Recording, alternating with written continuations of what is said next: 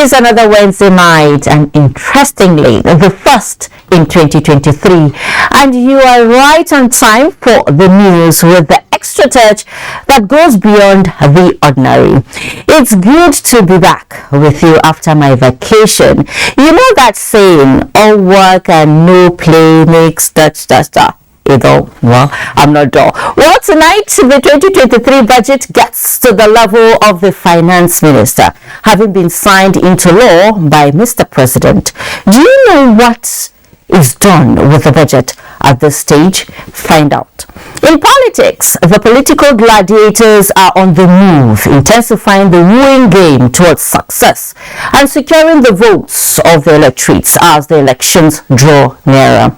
Our sectoral review on the outgone year continues.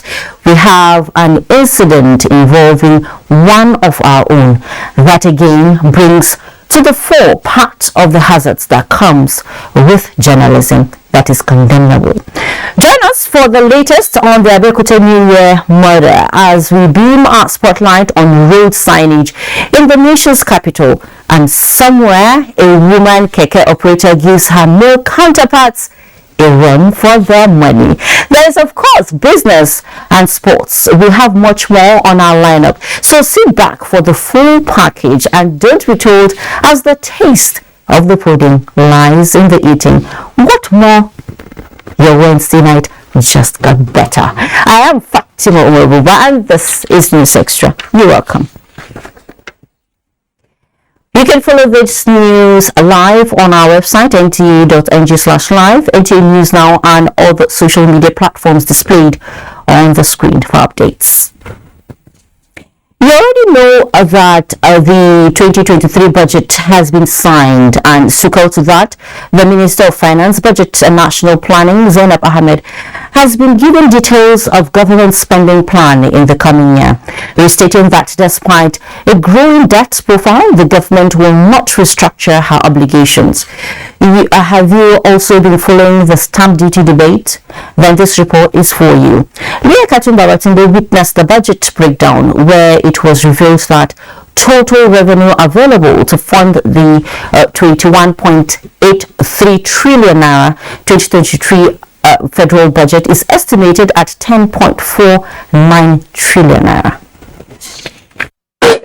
Now, the administration of President Muhammadu Buhari is gradually winding down, but of course, one of the last functions to be performed by it is the annual budget. The budget 2023 is a transition one standing on two legs, the income side and the expenditures side. Now, the budget is predicated on a 78% non-oil income. The key parameters as well as other macroeconomic projections driving the medium-term revenue and expenditure framework MTEF have been revised in line with emergent realities. Some of the parameters underlying the 2023 projections deviate from the projections in the National Development Plan 2021 to 2025. Notably, petrol subsidy will end mid-2023, so only 3.36 trillion naira has been provided for in the budget, but there are concerns over the projected oil revenue, which is pegged at 22%, while non-oil sources is projected at 78%. Unlike before, NNPC is not remitting revenue to the Federation, so now what we're doing is they're sending us invoices so that we see what the cost is, and we're supposed to agree how to pay on a subsequent basis. But there's a larger reconciliation process. For many years, in the books of the Federation account, the NNPC has a very significant liability. Total revenue available for the year is estimated at 10.49 trillion naira. It is a spending plan that will largely be done through borrowings, but this time around funding, the deficit will be sourced largely on the domestic front, while efforts are on to securitize the ways and means borrowings from the CBN. Total debt could balloon to 77 trillion naira by year end. Addressing the revenue challenge is contained in the Strategic Revenue Growth Initiatives (SRGI). 10 sectors would gain statutory transfers to the tune of 967.5 billion naira, with the top three positions taken by the National Assembly, INEC, and the National Judicial Council. Education, health, defense and security, infrastructure, as well as social development and poverty reduction programs top critical sectoral allocations for the year. Status of stamp duty in the budget was also made clear. Electronic money transfer levy. For that, with a total of 132 billion naira provided for the entire federation, of which the federal government share is 50% less cost of the collection. But there is still, nonetheless, something called stamp duty, which FIRS, collects, and which is chargeable on contracts and certain, transfers of title. But that doesn't amount to much. The budget will be accompanied by the Finance Bill 2022. Although it has been passed, the minister says it is undergoing some changes. 11 different tax laws have been amended in Abuja. NTA. Well, thank you so much, Leah, for that. And, it's all about the budget. And we have someone with us. He is joining us live via Zoom. We have Shehu Oderinde to talk more on the breakdown of the 2023 budget. He is an economic and financial expert. You're welcome to News Extra, Mr. Shehu. Thank you for having me. Well, I would say Happy New Year to you. Happy New Year. Thank you. Well, we've watched the report and, it's all over, talking about the 2023 financial budget. So this budget is coming at a time predictions that there is a likelihood of a global recession. The deficit is huge and would be funded with borrowings. What are the issues that would affect the performance of the budget this year? We expect a number of issues to actually affect the performance of the budget this year. Like you rightly said, the IMF predicted that the 1/3 of the global economy will go into recession. And what that actually means is that it's going to be a very tough and difficult year, going forward. Now, when you take into consideration that 50% of the budget is going to be funded using borrowing, that's actually predicated additional difficulty for the country. Given the fact that we have massive borrowing already, the borrowing that has been estimated is going to be in the region of about 75% domestic borrowing, which is actually the best the government can do in this regard, where you consider the fact that borrowing a lot more difficulty, given the fact that we are not actually earning sufficient foreign exchange. So I totally agree with the government that local borrowing should actually be the major source of borrowing. Domestic borrowing should be the major source of borrowing to fund this budget. But when you also look at the antecedents, or not even an antecedent, the current situation, the current budget, estimated over 6 trillion naira, going to 7 trillion naira that is going to be used to service the current debt, and we are going to be borrowing over 10 trillion, to also, supplement this budget to account for the deficit of this budget. So what that actually implies is that it's like Nigeria is borrowing to pay debt. Because out of the 10 trillion, then we say 6 trillion, 7 trillion is going for debt servicing. Then the remaining is going to complement the other spending. So it is going to be actually a very difficult year. That is what we anticipate. The other thing is that even the revenue that the government is talking about, that they are projecting, I personally have some level of difficulty in agreeing with that revenue projection. When you look at the fact that 1.69 trillion, 1.7 million barrel, 1.69 million barrel per day, it's actually being used as a budget estimate. Then the question is, what is the current production of Nigeria? Despite the effort that government has put in to ensure that oil theft and all those things reduces. Up till now, we are not even been up to 1.2 million barrels per day. We cannot even make it to OPEC. So when you take all this into perspective, you discover that even the revenue projection is defective, and then the funding of the budget. Mr. Sheon, from what you are saying is that yes, it's not going to be easy this year with the budget. But now, talking about subsidy going in June, do you see Nigeria ready to do away with the regime? As a matter of fact, Nigeria should be more than ready to do away with the subsidy regime. I think one of the things that has actually been plunging this country into a larger amount of poverty is this issue of subsidy. Unfortunately, an average Nigerian does not understand the dynamics behind this subsidy. When you're talking about subsidy, does it actually come to an average poor Nigerian? To the best of my knowledge, it is no. Who are these? These are people that are bringing in oil into this country. They are not even sure that what they are bringing into the country is equal to what they are saying they are bringing in. So at the end of the day, they are the ones that are being paid this subsidy. So it is the richer that are actually getting richer, and the poor are actually getting poorer. So I totally support to the best of my knowledge, I think the subsidy has actually overstayed its welcome. To me, it should have even gone a long time ago. So if the government is now saying it is going away at the the next half year, I totally support the removal of subsidy. Now, what it will bring is that initially we may feel it very quite difficult as So Mr. Sheon, you've said a whole lot, and it keeps coming to my mind to ask you this: how would the removal improve a revenue? Can you just give us like your take on that? How will the removal do what? I didn't get that. How do removal improve revenue? I mean the removal of subsidy. Okay, how will it improve revenue? Yes.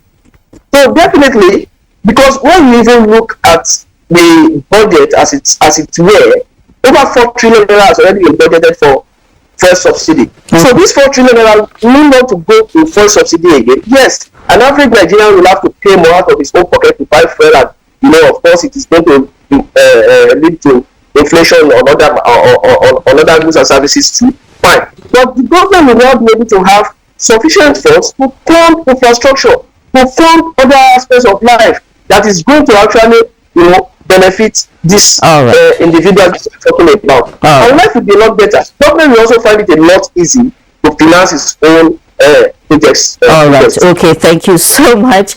We wish us all the best. Thank you so much for coming on News Extra. Sheon Odorinde, an economic and financial expert. Now, the judicial arm of government is seen as the umpire in the democratic process in any nation, a role it has been playing in Nigeria since independence. Year 2022, which heralded another democratic journey, puts the sector on the watch. In this sectoral review, Austin Anyebe chronicles the major event that shaped the judiciary in 2022.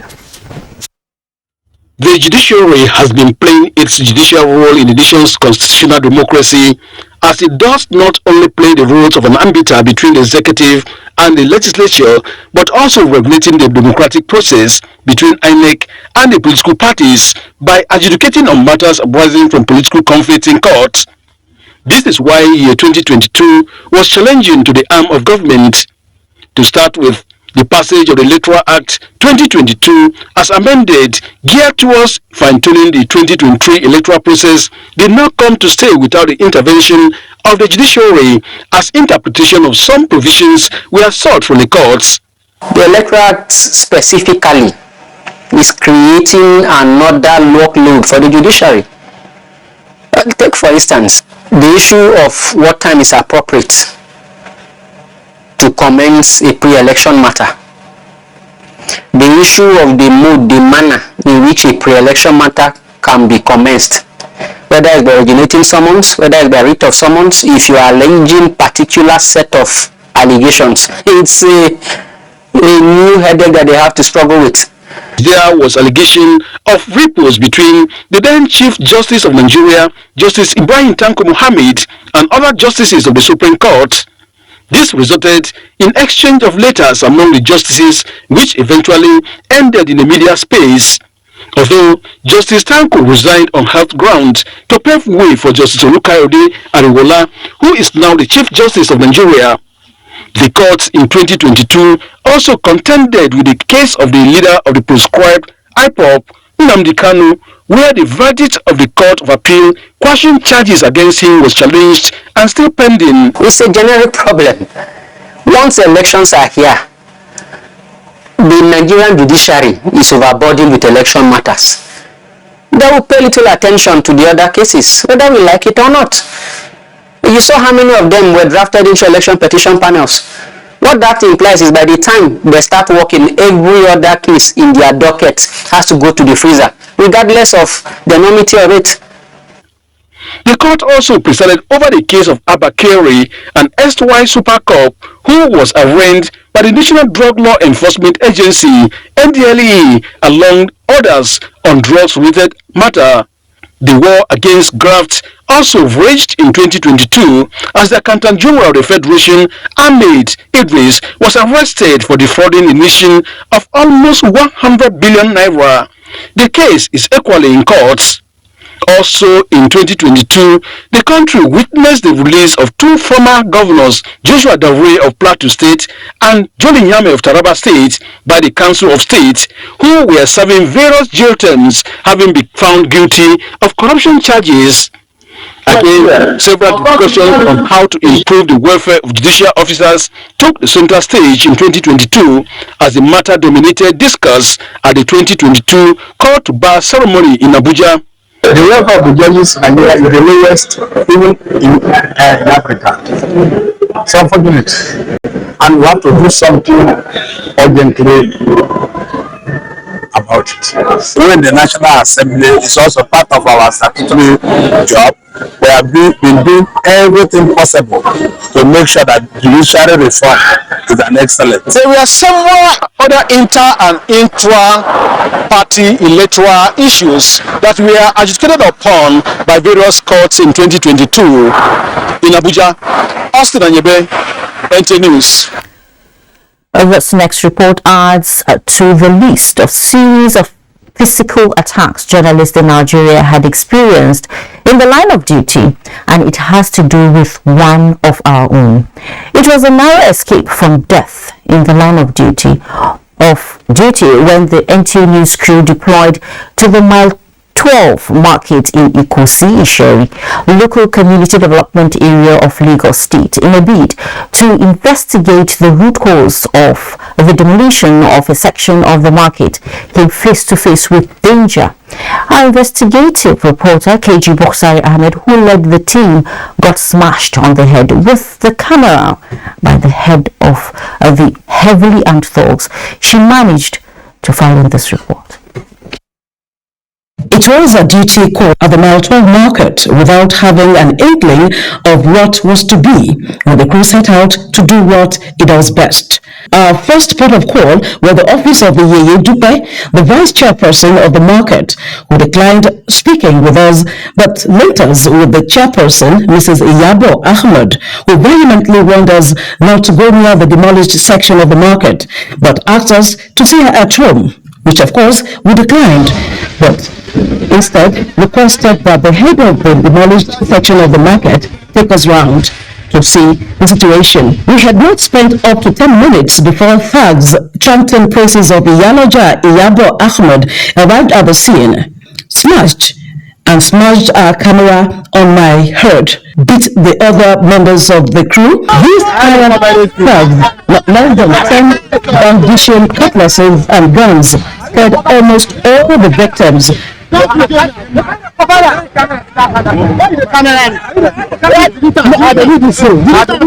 of the market leaders and some men led us to hide us in a market office where some of the victims lamented over their predicament and losses. I am a widow with 4 children with no help. I am a trader and doubles as a washwoman to ensure I feed and send my children to school. Please help us appeal to them. We are here to seek for a livelihood, and now they have demolished our shop. The head of the demolished section of the market, Akinwale Jimoh, recalled the incident, saying they were only given 2 days' notice to vacate their shops on the 26th of October. After it was demolished the 3rd day, they said these shops were built by them. We saw 2 or 3 people with unions. They come and pasted a paper. When we removed the paper from the wall, we saw that Orisunbari market my 12, and they said that contravention notice. We sent the paper to her. On the 2nd day, we went there. All people that were there, she didn't tell us the truth of the matter. On an impromptu visit to the office of the chairperson of the Ikosi Ishori Local Community Development Authority, what we met was not too different as the chairperson, Samiat Bolanle Bada. Though not in the office, we put a call across to her and she poured unprinted words on us and quickly hung up the telephone. And then we decided to send her a text message and then her response. What more can we say? Only to hope that the relevant authorities watching now will do the needful and take necessary measures so as not to encourage the use of thuggery, especially in the coming polls. Many thanks to the Commissioner of Police, Lagos State Command, Abiodun Alabi, who sent his men to escort us out of the market to take cover at the Ketu Divisional Police Office. KG Busari Ahmed, NTA News. A very sad one, I must say. Well done, KG and the team. Now, the renewed clampdown on drug trafficking and abuse by the NDLEA has further exposed the dangers of these illicit practices. Since the arrival of a new sheriff at the Anti-Narcotics Agency in 2021, major milestones have been recorded to eradicate the illegal trade and the consumption of these substances. Let's hear from Abdul Malik Hassan as he reports on how the sector fared. Hard-fought, but still the fight rages against substance abuse and illicit drugs in Nigeria.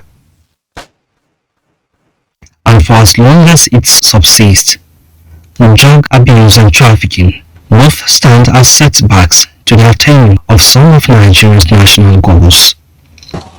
It is believed that 1 in every 3 households is affected by this problem, though many seem oblivious of the gravity of the challenge, saying that affected persons sometimes run free.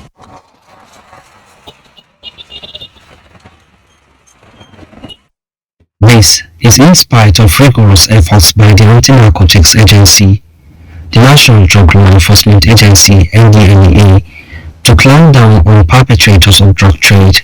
A cursory look at the figures shows how tough the war against illicit drug use and trafficking have been in Nigeria.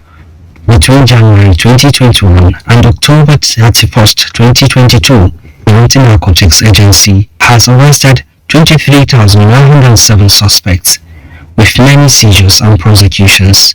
Figures are mere statistics until you view them through the lens of human impact and the good or harm that could have come to society. The impact on public health, security, as well as law and order if those dangerous drugs had gone to the streets. And while the wheels of justice grind slowly, the campaign against illicit drug trade continues, with some even criticizing the courts for allegedly being lenient on suspects. We've had cases where some of the dealers were fined 3,000 naira in court. They're paying it right there and working with 3 men to continue with activities. Not taking anything for granted on this matter, the NDLEA is opting for stiffer penalty for culprits, as well as an amendment of its Establishment Act. While we still allowed the provision of discretion on the part of the judge, we have also made sure that the prosecution of these criminals are done expeditiously.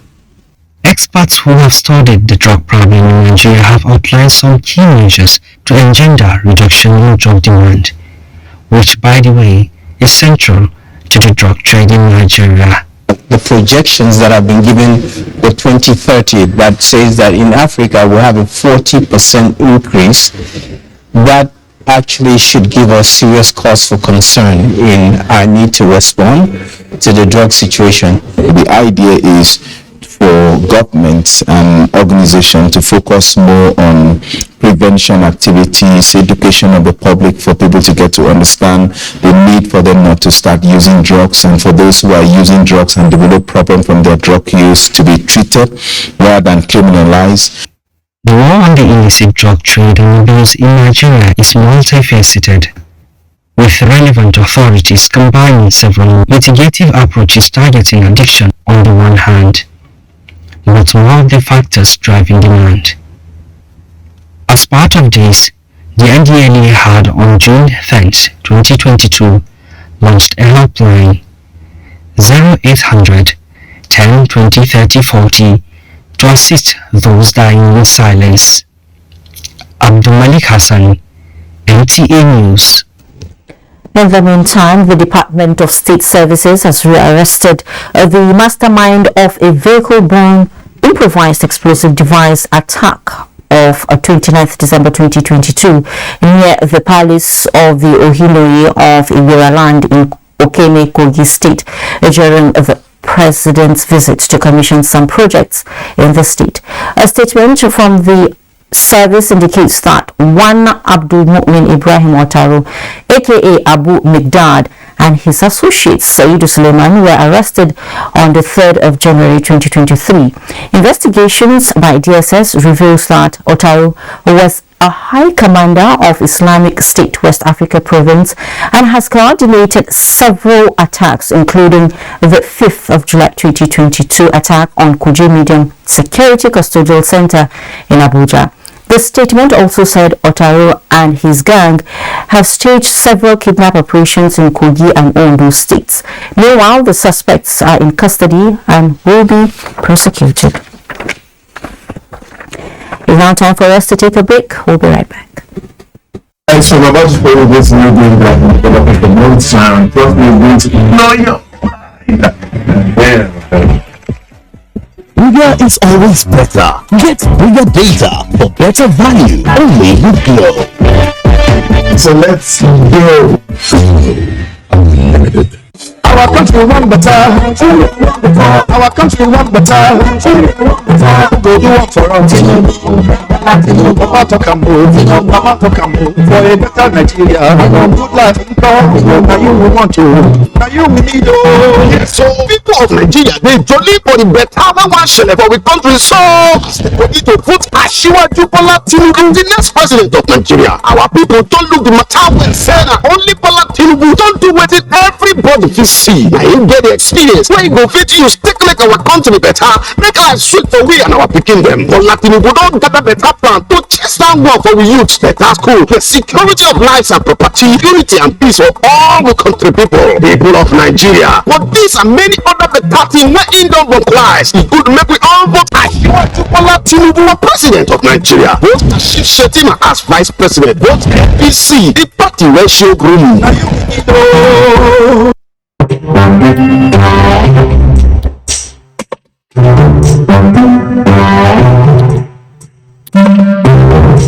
I'm about to serve better breakfast. If you're in Lagos, you need to see this.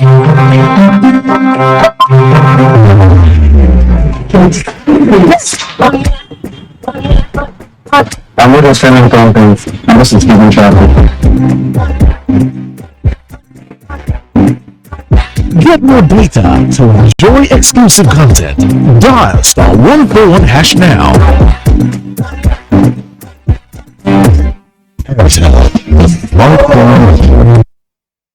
Tertiary Education Trust Fund is pleased to inform its stakeholders and the general public of the public presentation of another set of 50 books written by Nigerian scholars and published under the sponsorship of the Funds Our Education Book Development Project. This is a remarkable milestone in Third Funds Our Education Book Development Intervention, targeted at essentially addressing the crisis of paucity of reading and learning materials. The event is scheduled to hold as follows. Date, Thursday 5th, January 2023.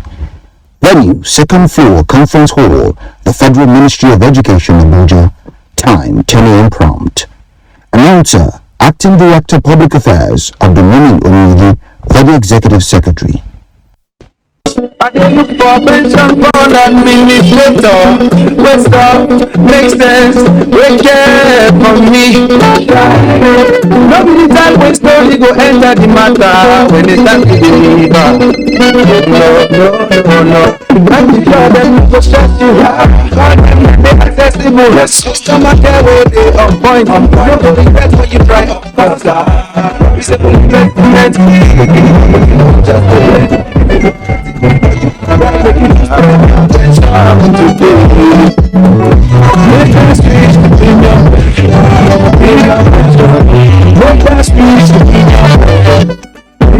Join over 700,000 satisfied members and enjoy the premium experience at our offices across the 36 states in Nigeria, including the FCT. Call 09-4615-700-704 to make the switch today. Premium pension. Active today, premium tomorrow. Introducing an all-time mega offer. Get over 50% discount in the Airtel Home Broadband mega offer. Buy a router for just 10,000 naira and get up to 240 gigabyte or on Wi-Fi for 5,000 naira and get up to 125 gigabyte bonus data. More data, more you. Reliable home broadband by Airtel, the smartphone. Thanks so much for staying. There is now a whole new sense of excitement for international passengers navigating the new terminal at the Murtala Mohammed International Airport in Lagos. Apart from the world-class facilities and showcase, the terminal is reducing waiting time and increasing comfort. Michael Olale reports that this is in addition to enhancing the country's capacity to handle more passengers. This iconic structure at the Murtala Mohammed International Airport has in the last 4 decades gained prominence as the face of the aviation industry in Nigeria. The terminal, inaugurated in 1978, was originally built to process 200,000 passengers per annum. In 2019 alone, the Murtala Mohammed Airport in Lagos handled 7.3 million passengers and recorded 96,621 aircraft movements. This is according to the Federal Airports Authority of Nigeria, FAN. What these figures show is that Nigeria's quest for a viable aviation hub in Africa must be matched up with airport expansion. The inauguration of this new terminal, projected to facilitate movement of 14 million passengers per annum, is already fulfilling this quest, while at the same time changing travelers' experience with the state-of-the-art facilities. The environment is conducive. At least my kids can run up and down, place their hands on their floor, and I'm not scared. Or like the old terminal, like, oh, don't touch the floor, don't do this. But here it's looking good. So, and the customer care is very nice. For travelers like Professor Akiodebumi, the terminal is not only simplifying mobility, but equally fast-tracking accessibility. In the past, you will have to struggle to find somewhere to sit, unlike what you see in other counties. But now, I'm not struggling to find a seat. And so I'm very happy with this. And you know, one is very proud of this country. More airlines are migrating to the new terminal, with the number of passengers navigating from here taking an upward progression.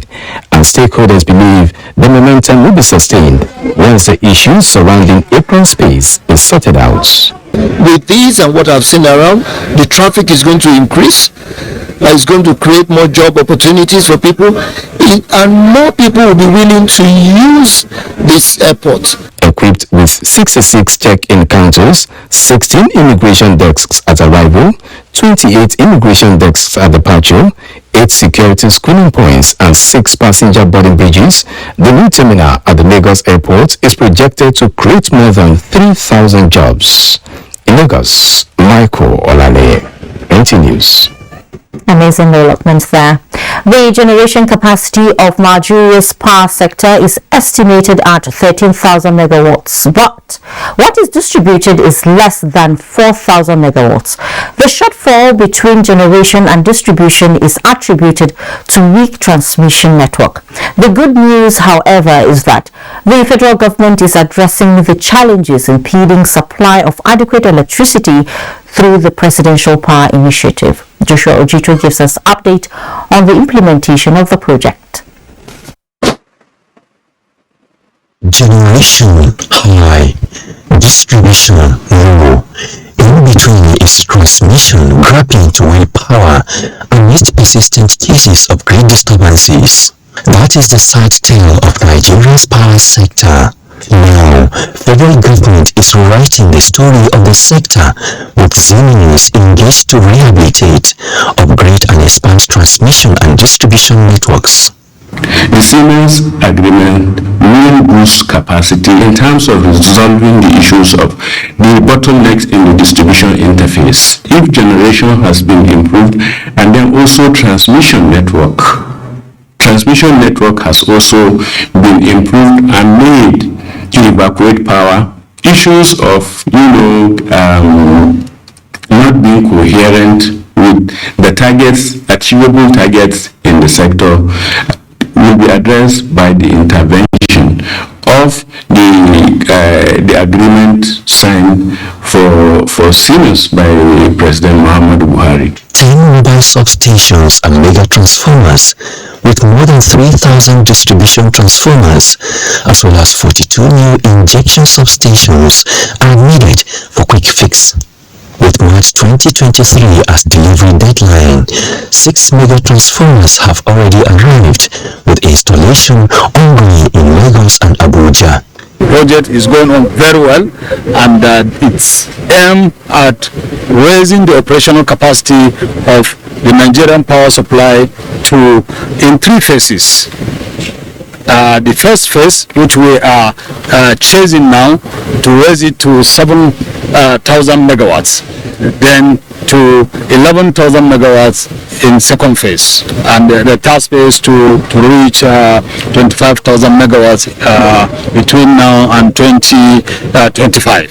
Implemented under the Presidential Power Initiative, the federal government's Siemens deal is expected to also train Nigerian engineers and other players in the industry to achieve end-to-end study of the power sector. Joshua Ojito, NTA News. Now, convenience, safety and economic gains are some of the benefits accruable to a successful transportation system, whether on land or on the waters. If you ask residents of riverine communities like those in Lokoja who are used to water transportation, you are more likely to have diverse opinions. Francis Udojo reports. Presence of the rivers Niger and Benue has been a blessing for the Kogi State's residents as well as businesses that need to transport large items from one port to another. This became clear when the state experienced severe flooding and it served as the main alternative. According to information obtained from the National Inland Waterways in Kogi State, a renowned tile manufacturer in Ajokuta successfully transported tiles worth 22 trailers to the Onitsha River Port in Anambra State by utilizing the dredge channel last year. It was also claimed that 27 trailers of laterite, an important tile-making raw material, was transported back to Ajokuta using the barge MV Vega and tugboats piloted by newer crew on board. New officials could not be reached for comment. However, some private maritime workers confirmed the transportation of goods from Kogi to Onitsha river ports over a distance of 162 kilometers. During this dry season, there's not much traffic from here to Onitsha because don't flood.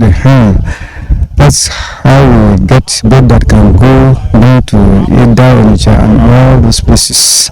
But now, there's no water.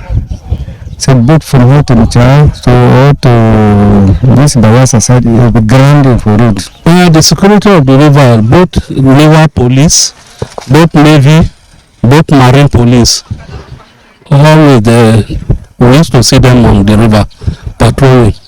Given the benefits of using water transportation, it is important that appropriate measures be taken to make it simple, affordable, safe to transport goods and services on Nigerian waterways. From Lokoja, Francis Sudojo, NTA News. Or improving the living standard of the people through the provision of basic amenities is one of the obligations of the government to its citizenry.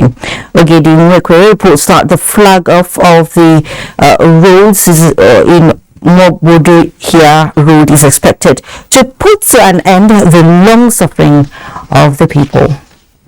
The Mbodoya Road is very important to the people, being a major access to the communities of Umar. The deplorable state of the road has not only caused untold hardship to the locals and residents alike, but has hampered many businesses in the area. With the flag off for the reconstruction of the road, there is an end in sight for the age-long hardship experienced by the people. Governor Wike asserted that any government that cannot improve the living standards of the people through the provision of basic infrastructure has failed to keep its social contract with the people. What is all about governance? Governance for me is to making our people happy, improving their welfare, improving their standard of living. Standard of living is not only when you are working. If this road is done today, it will improve the property here. So the rent will increase. Economic activities will thrive. And when that happens, the standard of living will also improve. Mbodoya Road is 5.1 kilometers long with an average width of 7.3 meters. The road will also be constructed with drains. In Port Harcourt, Ogedi Nwekwe, NTA News. Time to talk politics. Progressive Governance Forum has reassured its commitment towards working for the victory of the APC presidential candidate Bola Ahmed Tinubu in the forthcoming general elections. This was during the party's presidential campaign rally in Kano. Abdullahi Mustafa reports.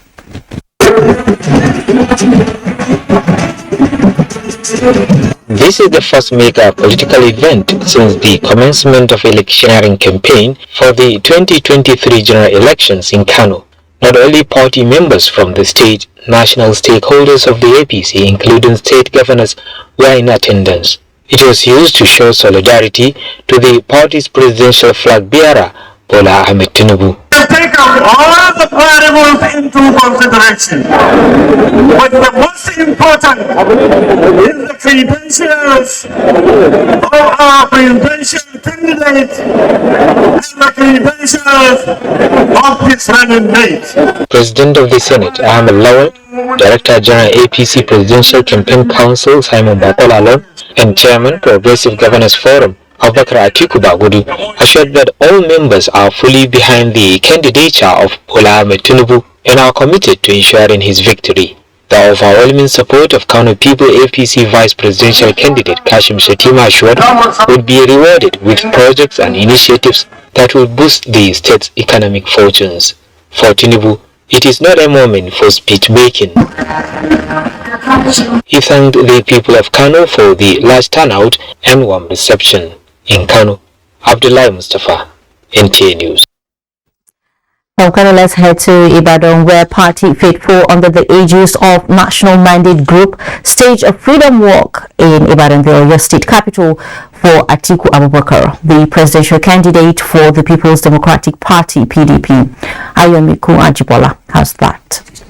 The Freedom Walk in support of the presidential candidate of the People's Democratic Party (PDP), Atiku Abubakar, which kicked off from Total Garden, attracted large numbers of party faithful and stakeholders in Oyo State. Stakeholders said the rally was to register the presence of the party in Oyo State and Nigeria and their support for all PDP candidates from the presidential to governorship and the State House of Assembly. They said the umbrella, which is a symbol of PDP, meant protection, assuring the people that the party, if voted back into office in 2023, will bring the country to what it used to be, even much better than it was between 1999 and 2015. We are united and we must set the pace for them. He's a unifier. He's an economic guru. He's a lover of every Nigerian. They promised to mobilize eligible voters massively to deliver overwhelming vote for Atiku Abubakar 2023 presidential election in Ibadan. Ayomiku Ajibola, NTA News. Globally, elections remain one of the major pillars of the democratic process or system of government because it affords the citizenry the opportunity to take an active part in the decision-making process of their country. Over the years, however, illicit arms trade seems to have been a bane to the role elections play in the success of democracy, especially in the face of a perceived political thuggery in the country. Timothy Yusuf examines the ugly trend and now reports. The success of the country's democracy depends on the conduct of violence-free and transparent process.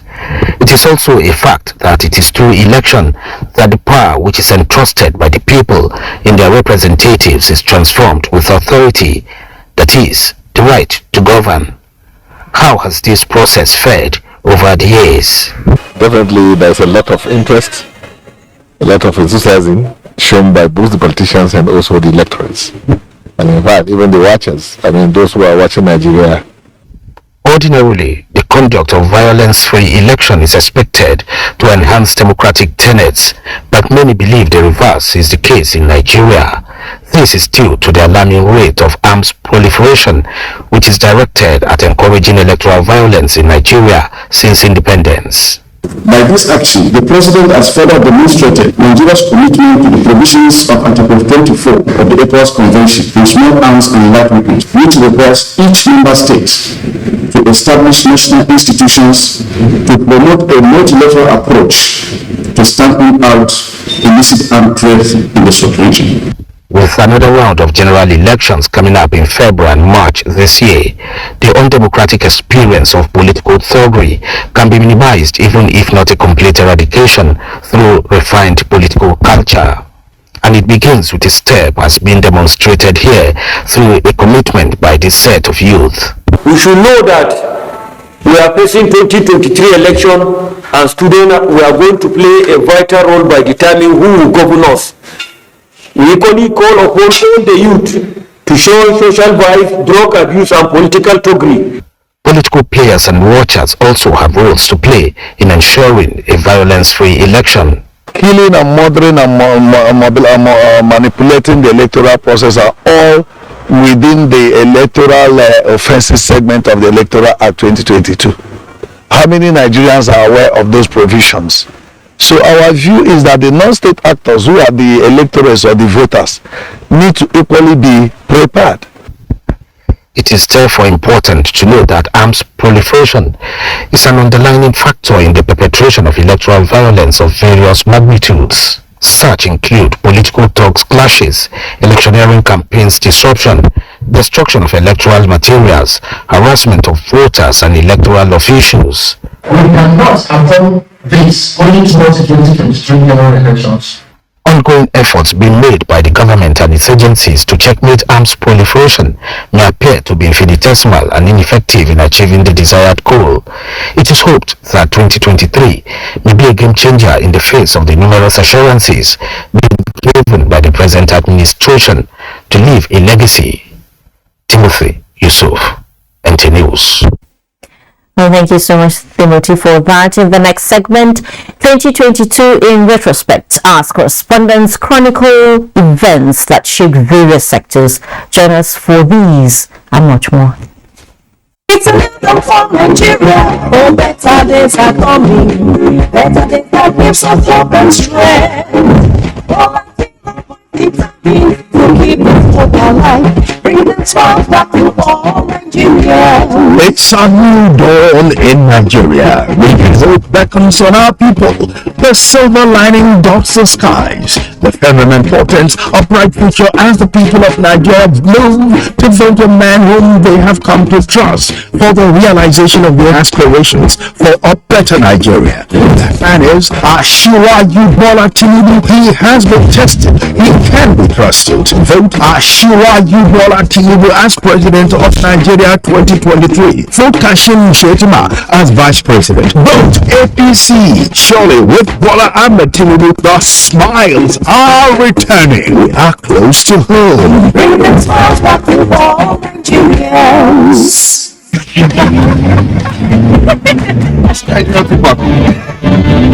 With 4 gigabytes for 1,000 naira, I have non-stop access to non-stop entertainment on YouTube. And it's never stop. Unlimited. Never again should this happen. We have passed through this path before, and it was not good for us. I remember the horror, the crying, the blood, dead bodies everywhere. I almost lost my mind. I could not sleep. I remember the cry of innocent children. Many lives were changed forever. We shall never go through that path again. Let us all stand in solidarity with our armed forces, our men and women. We must stand in truth, in honesty, to build a vibrant nation. A nation that you and I can be proud of.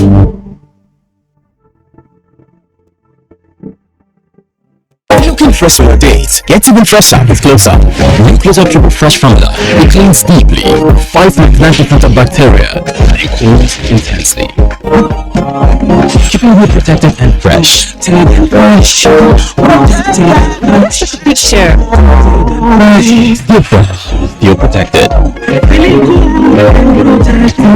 All day confidence to get close. You Close-Up Triple Fresh Formula. My people, I na Emeka, Lekos Squamat, let me get all this again. I don't learn my lesson. Somebody come buy motor for my hand, carry big money, come give me. Now when they get bust, then my eye open. I know so that 419 will be. Now when EFCC bam, now they come back me too. Now he make me the one you, all of me, I want to do business like me. When they carry big money, when I go, sometimes I go carry transfer, carry bring back. Look my shine in my eye because the special control unit against money laundering, when they call school, they don't want to say if the money pass 5 million naira for individual, no collect them.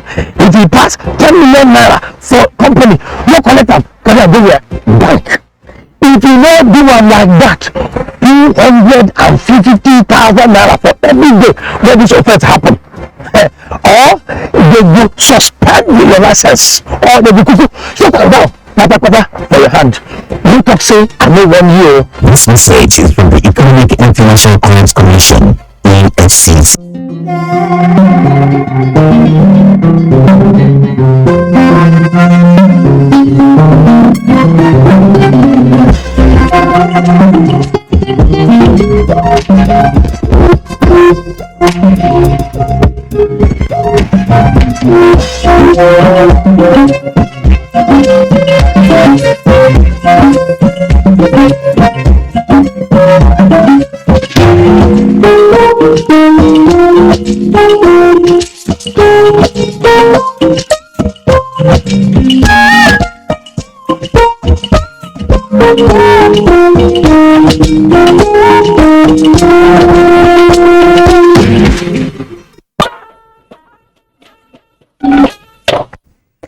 This is News Extra on the network service of the NTA. You're welcome back. It is that period of the year when the weather is hot and sunny during the day, but hazy and windy in the morning and night. In this climate, we call it Harmattan, an off-season for most people with pre-existing health conditions. However, Warinat Asaw Khalil Ibrahim in this next report takes us through cautionary measures we need to take to avoid the health challenges associated with the Harmattan. This is a typical weekly thrift market in Abuja. One of the most sought for items during this period are jackets and other kinds of heavy clothing to keep the body warm. We are going to run here entire country. This will hold you for summer, for winter, for anything, for snow.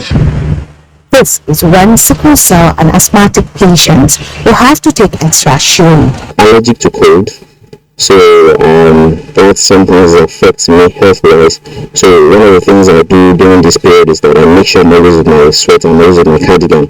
And another thing is that my lips get broken during the maternity season. Like body pains, when you want to wake up in the morning, you find it difficult to stand up. And moreover, some are having running nose, maybe because of the dust. And that's why I'm having my nose mask. No thanks to global warming, extreme weather conditions, a moment that tells a lot on human health. The weather is cold, it's windy, and the wind carries a lot of dust, both big and small, from the Sahara Desert. So you tend to have different organs that affect, for instance, the skin. The skin tends to be dry. You tend to have cracked lips, cracked feet, cracked hands, and sometimes we have even nosebleeds. Okay, in terms of other health effects, could be in terms of the frequency of respiratory tract infection, like you have the upper respiratory tract, the catarrh. People tend to cough more, they sneeze more. To remain fit, there are the challenges posed by the season. Here are some health tips. If you are allergic or asthmatic, you probably want to, it will be good for you to wear a mask to prevent the dust particles from getting into your nose. If you are prone to respiratory tract infection, you probably want to wear masks around. You want to stay indoors as much as possible. For dry skins and people with what we call allergies or sensitive skin or atopic eczema, you would want to moisturize your skin all the time. You want to use emollient moisturizers frequently, maybe 2 or 3 times a day, to keep your skin moist, to prevent them from cracking. And if you suffer nosebleeds, you would probably want to moisturize your nose with emollient and to keep the epithelium lining of the nose covered. Drinking lots of water to stay hydrated. Warm clothing is essential, but if you can't afford one, it is not too late to go to the open store, or what many referred to as bend down select. Salwa Kalo, NTA News. Thank you so much, Sarah, for those tips. Now, the commitment to building a resilient primary healthcare system in Nigeria that will guarantee better population health was one part of the priorities for the drivers and implementers of policies in Nigeria's health sector in 2022. This is amidst managing a post-COVID-19 life. How did the nation fare with its primary healthcare service delivery and vaccination agenda? Oluseyi Adebo is our guide on this. Sorry, baby. Little hour just add a shot of 4 combined antigens administered on a thigh amidst the pain and cry that usually follow such actions. But a mother, Amina Ismail, is kind, knowing the benefits that come with the jab. While Amina Ismail and these other mothers here ensure that their children are rightly immunized, Nigeria still accounts for 3.1 million children out of the 22.7 million children globally estimated to be incompletely immunized or unvaccinated. The federal government knows the implication of these data, and in 2022, through the National Primary Healthcare Development Agency, they strategized child vaccination and immunization programs, making all key players, especially mothers, to play active role. And for the first time in Nigeria's vaccination history, the federal government launched a free rotavirus vaccine immunization in the year under review. Virus, chickenpox virus, hepatitis, all these ones, they will ask you to go to private and it's expensive. We have many vaccines that are supplied by the federal government to be given free, safe and very effective. We have like BCG, oral polio, pentavalent, a combination of 5-in-1, hepatitis B, measles, yellow fever, meningitis, and the newly introduced rotavirus vaccines. On COVID-19 immunization, Nigeria's target at the start of 2022 was to achieve 70% coverage.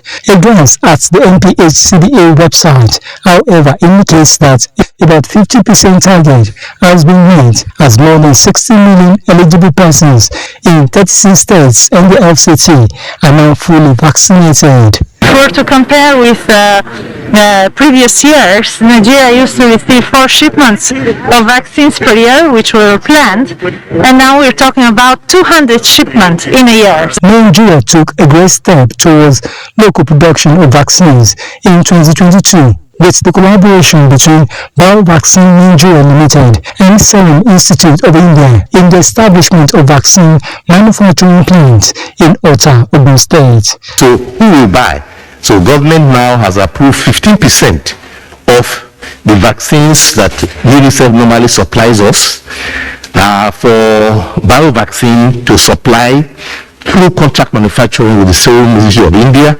And with that beginning, Serum Institute of India will now be comfortable enough to come and join Biovaccine Nigeria in building their manufacturing plant here in Nigeria. Vice President Yemi Osinbajo, a 10-year primary healthcare PHC guideline, standards and regulatory framework to improve healthcare service delivery in Nigeria was launched in Abuja. Because of the preventive focus of primary healthcare, any investment in healthcare is a wise investment in the social and economic well-being of society. The introduction of the federal government boards have been encouraging more states to increase commitment in revamping primary healthcare services. With the renewed impetus comes the optimism for a better deal for primary healthcare and child survival in the coming time.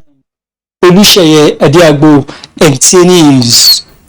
Meanwhile, in the wake of renewed alert on the deadly Ebola virus disease, owing to emerging trends around sub-Saharan Africa, Hakimat Ali examines the anxiety, preparedness and measures put in place by the FCT health authorities to forestall any possible outbreak of Ebola and other infectious diseases, not forgetting COVID-19.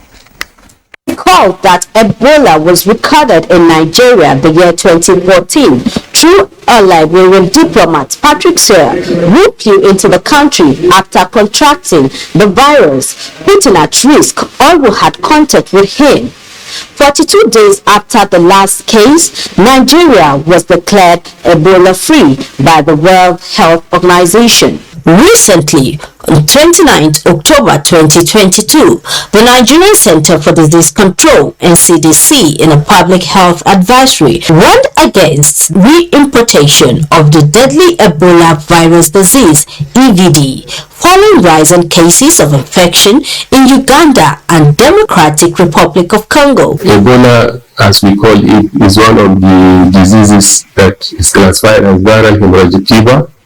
And Ebola virus disease is one of them. In short form, we call it EBD. As we speak, we have outbreaks in some countries, particularly African countries. The Federal Capital Territory, Abuja, being a major travel hub, raises concern. And this is where the FCT Public Health Department comes to play. The world is a global village. And one case of Ebola is an outbreak. It's a very highly infectious and very deadly. The EP division of the public health is in alert mode. In addition to the diseases of public health importance reported under the integrated disease surveillance IDS are routinely. According to Dr. Sadiq, the department is in alert with development of an incident action plan and trained rapid response team on standby. We are also not unaware of the festive period. In addition, we are approaching the electionary period in Nigeria. So we synergize alongside with the NCDC, the Port Health Authority, and the Federal Ministry of Health.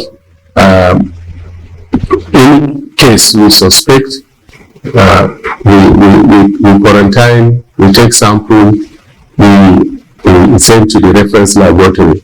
The health authorities, however, stress the need for members of the public to stick to the basic hygiene preventive measures for all infectious diseases, while they play their part to ensure they are not caught unawares in case of any eventuality. In Abuja, Hakimat Aliu, NTA News. In another story, Nigeria's government recently announced her new feat of achieving 100 open defecation-free local government areas in its Clean Nigeria campaign, apparently a milestone in the National Sanitation Program. Musbarak Wahab reports that the 2022 has been a year of many firsts for the country as he delves into the sanitation subsector performance in the year under review. 100 open defecation-free LGAs taken as one.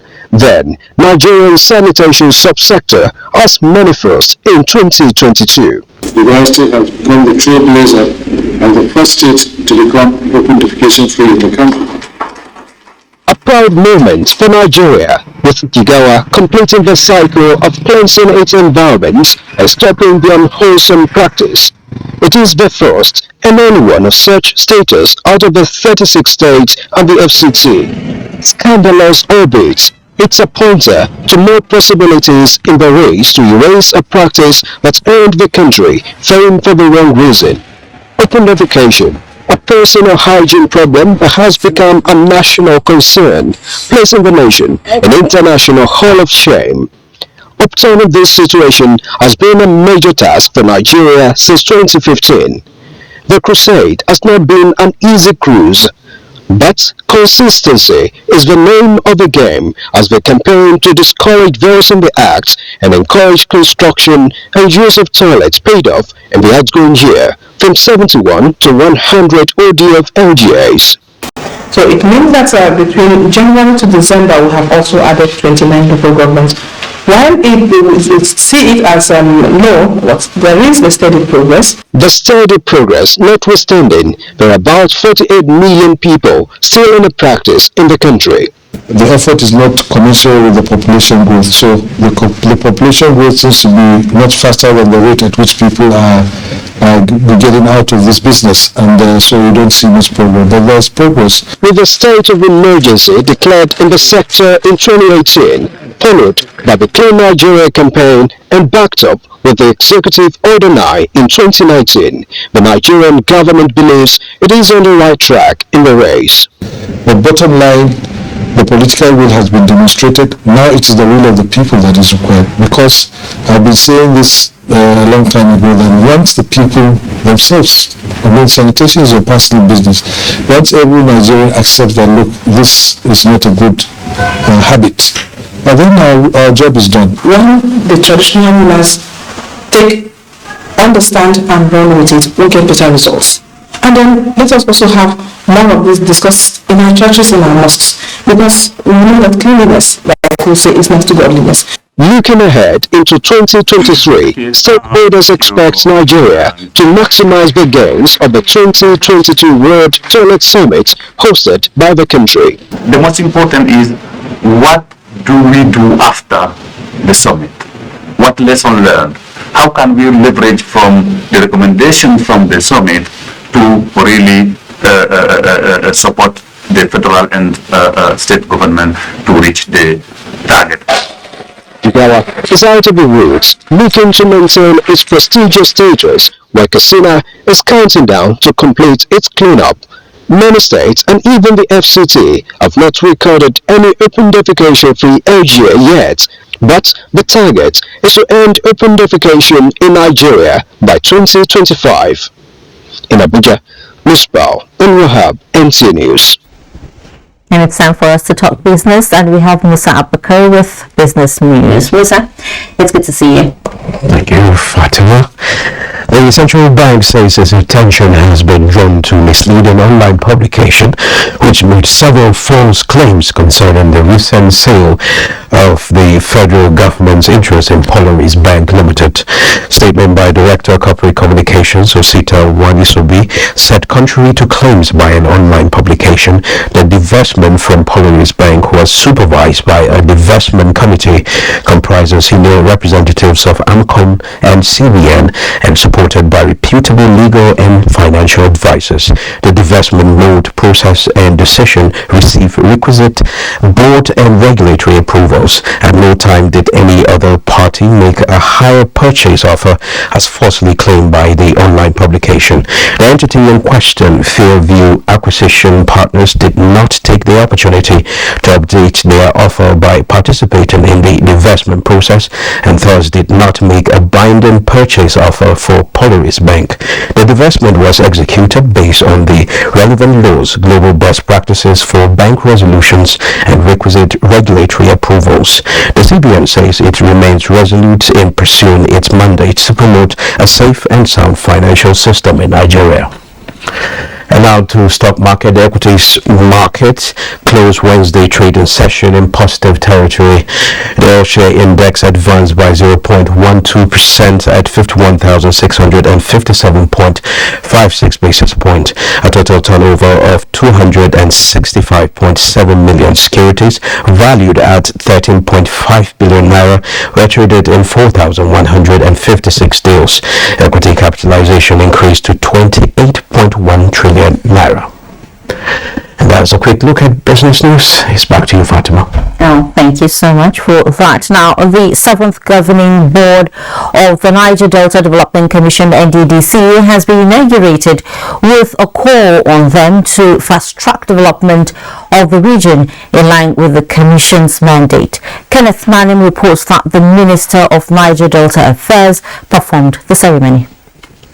Upon confirmation by the Senate as nominated by President Muhammadu Buhari, the NDDC Governing Board Chairman and members have kept faith with this day. Forensic audit report recommended inauguration of new governing board for the Niger Delta Development Commission, and that board has been inaugurated and they have a minimum of 4 years to operate. Minister of Niger Delta Affairs, Omana Okon Omana, expressed gratitude to President Muhammadu Buhari in his efforts to reposition the NDDC.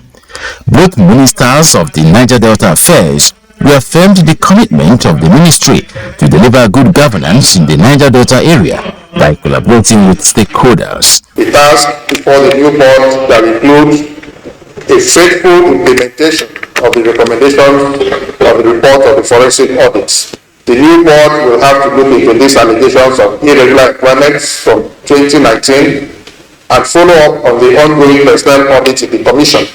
It must strictly adhere to the relevant provisions of the excellent rules in the service, particularly compliance with procurement thresholds as enshrined in the Public Procurement Act of the nation. Will you come in?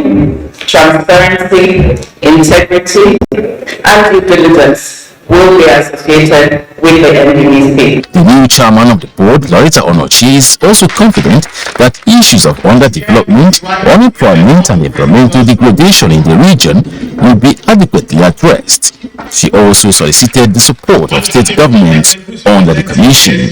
We ask that you give us a breathing space to generate great ideas that will bring about the desired change in the region. We will be paying extra attention to the empowerment of our teeny youth population, equipping them with requisite skills. To ensure that the commission achieves its mandate effectively, the new chairman of the board reviewed plans to review the existing policies and programs of the NDDC in line with current realities. Kenneth Nanim, NTA News. Reports just reaching us says many people are found dead as a boat carrying about 100 rice farmers capsized in Samimaji, Koko local government area of Kebbi State. The rescue team, with the support of residents and other farmers, are working round the clock to rescue more victims. We'll bring you more details as it unfolds. Now for us to take another break, we'll be right back. The families of Olindiko of Umudioka village and Anene of Umeru village, both in Oka, Anambra State, announced the passing on to glory of our inestimable jewel, a dearly beloved wife, mother, grandmother, great-grandmother, cousin and auntie. Lady Margaret Uba Olindiko, aged 85 years. Burial arrangements. Thursday, 5th January 2023. Service of songs at her compound, 8 Ezudu Street, Akonili Square, Umudioka, Oka. Friday, 6th January, 7 a.m. With lighting state at her compound. 10 a.m. Burial service at Our Saviour's Church, Emmaus House Complex, Arthur's Road, Oka. Interment follows at her compound. Saturday, 7th January 2023. Funeral ceremony. Condolence visits continue. Sunday, 8th January 2023. Hunting service at Our Saviour's Church, Oka. Payment of condolences continue. Announcer, Chief Charles and Umar for the family. Man has always wanted a rich herbal extract made for the capital man, and when found, one wonders what makes it special. First, take a look at the cap, then the bottle, glamorously endowed with a new label in an elegant shape. It stands out, and because you love to share with friends, so you ask for a bottle of compound bitters. That is why they call it Mr. Capable Compound Bitters. Now in a bold look of 75 cl and 37.5 cl bottles for your enjoyment. The taste remains the same. Mr. Capable Compound Bitters, another quality product from Intercontinental Distillers Limited, IDL. Like a bird needs wings to fly, you need skills to be productive. No matter the level of your education, ITF can train you to acquire skills in areas like mechatronics, metal machining, facility technology, electronics and computer networking, information and communication technology, ICT, culinary art, and agriculture. Acquire a skill and transform yourself from being unemployed to becoming even an employer. Be a valuable Nigerian youth. Say no to unemployment and poverty.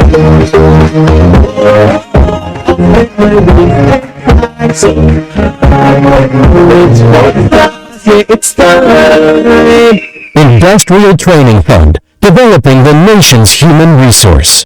A body has been found, possibly a child. I think I have something. I think it's another literal murder. Oh, that's the kind of thing what do we know about this so-called senior court member? It appears there is strength lies in the members now in government, judiciary, business, and the police. Now this is getting interesting.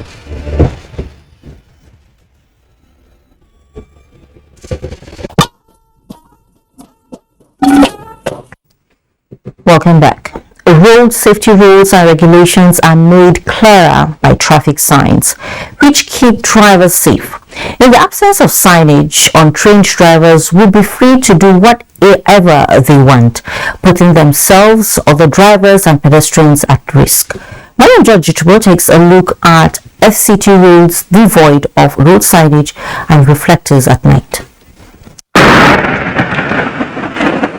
Road signs are drawings or graphics on board, slate, iron plate erected on strategic locations of highways.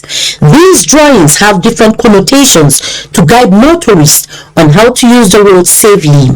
It also helps to warn road users and drivers of impending danger on the road. Innovations like the reflective road signage, such as the reflective sheeting versus regular non-reflective sheeting, increases the visibility of signs at all times, particularly at night, saving more lives. The benefit of complained high-performing reflective sheeting for traffic signs cannot be overrated.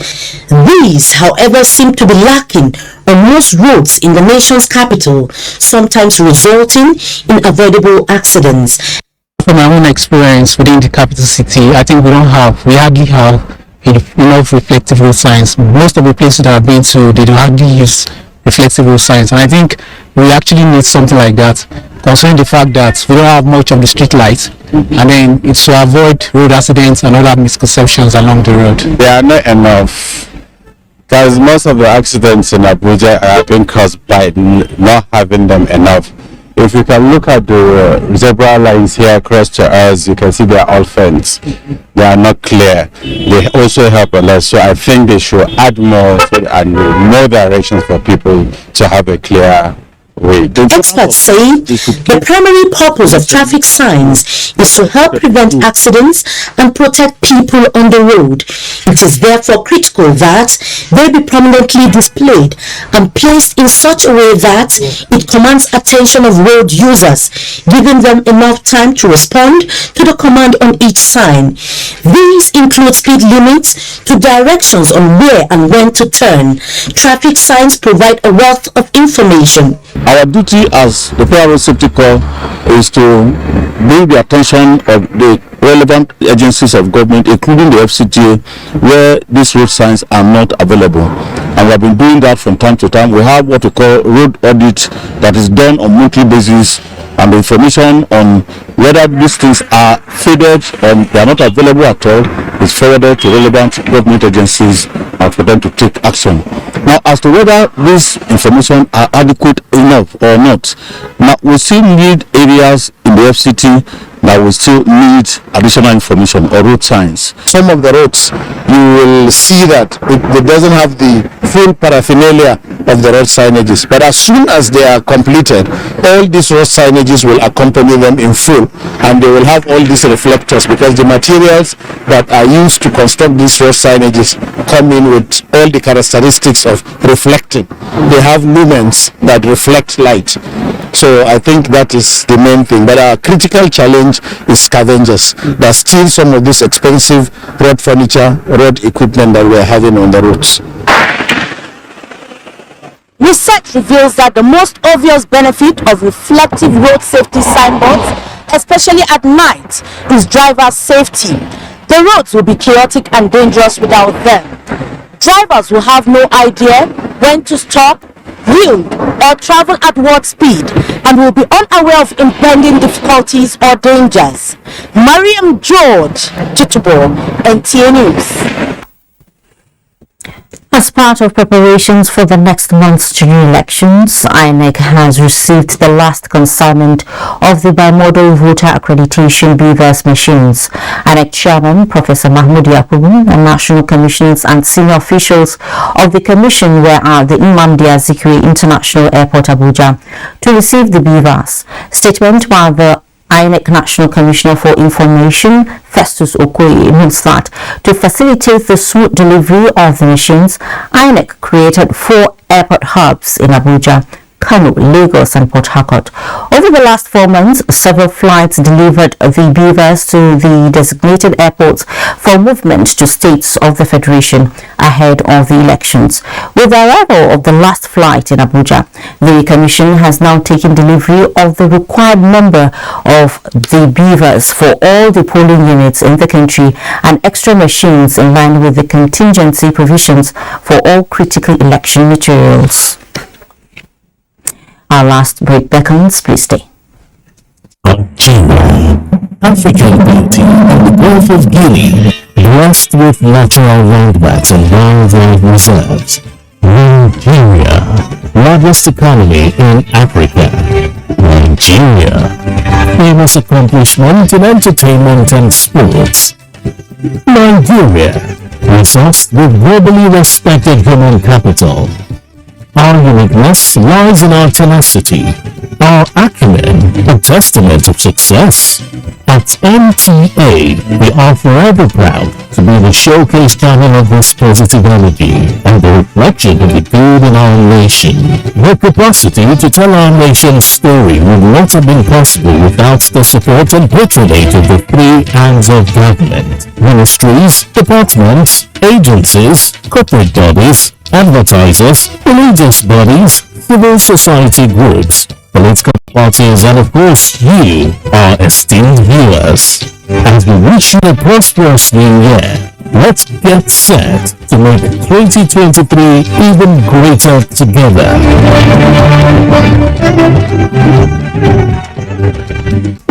Sang the popular hit song Bumper One the call. Oh, do you know with GoTV you can enjoy the best of local and international shows just 30? Really? Makes sense. Really? Something will go. Wait, my food.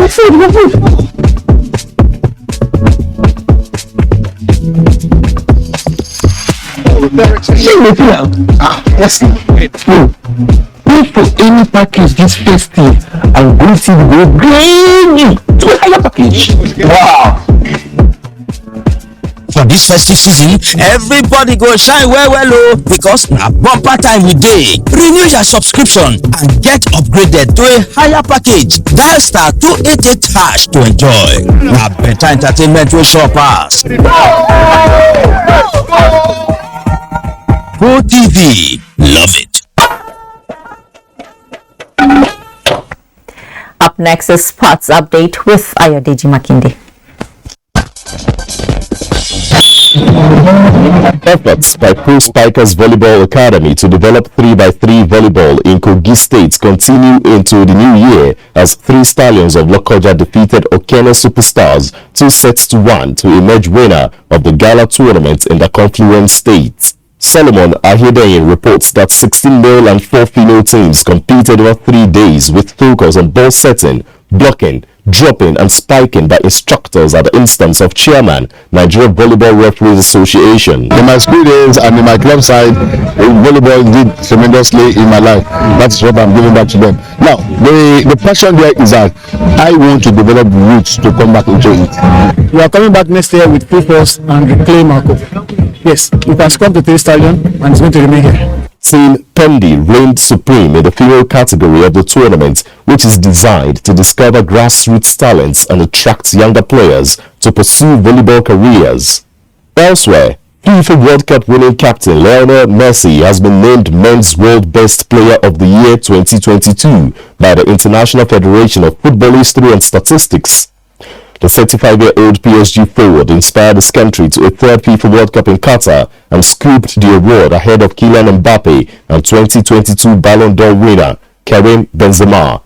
In tennis, Daniel Medvedev is through to the quarterfinals of Adelaide International after defeating Yomir Kecmanovic 6-love, 6-3 in Australia. The former US Open champion next faces Karen Khachanov with the winner on course for a potential showdown against Novak Djokovic in the semi-final. With Sports Update, Ayodeji Makinde, NTA News. And Sports Update concludes the first edition of News Extra in the year 2023. Thank you so much for being a part of it. Please stay safe. I am Fatima Buba.